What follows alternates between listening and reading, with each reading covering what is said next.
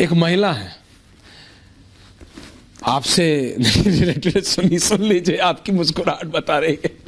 महिला नहीं, एक महिला है, वो पाकिस्तान से हिंदुस्तान आ गई। उनसे जब हमारे साथी रिपोर्टर ने बात की तो उन्होंने ये आग्रह किया कि भाई मैं अपनी पर्ची बागेश्वर धाम के सामने मैं लाना चाहती हूँ कि मेरा क्या होगा, उन्हें वो जानना चाहती है। पूरा देश इस समय नजर बैठाए हुआ है। वो कह रही हैं कि मैं भारत में रहना चाहती हूँ।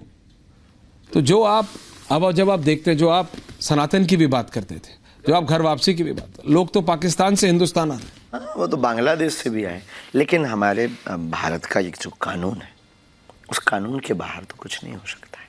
बिल्कुल कानून के दायरे के साथ होगा, जो संविधान की व्यवस्था है, जो आईपीसी की धारा है, उसके अंतर्गत। और रही बात पर्ची की, तो बेझिझक उन्हें धाम आना चाहिए, और हमसे जो भी मार्गदर्शन गुरु हमें देंगे वो हम उनको देंगे कि क्या होगा। बिल्कुल।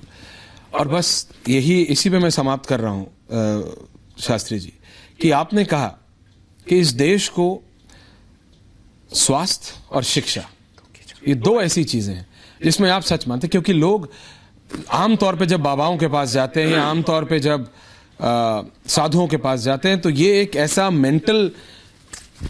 मेंटल प्रोग्रामिंग करी हुई है लोगों की कि भाई इनकी तो शिक्षा से कोई मतलब नहीं है, तो चाहते हैं कि शिक्षा की तरफ ना जाएं, क्योंकि शिक्षा की तरफ जाएंगे तो इनसे दूर हो जाएंगे। नो, आप इसके बिल्कुल विरुद्ध जा रहे हैं। नहीं नहीं नहीं, हमारे भारत का साधु ऐसा कभी नहीं रहा। हमारे भारत का साधु सदैव से ऐसा ही रहा जो हम बोल रहे।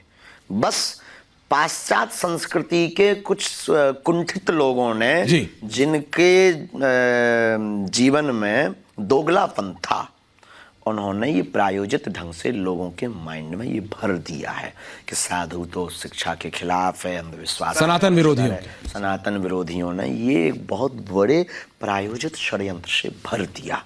उन्हीं लोगों की आंख खोलने का काम अब साधु समाज कर रहा है।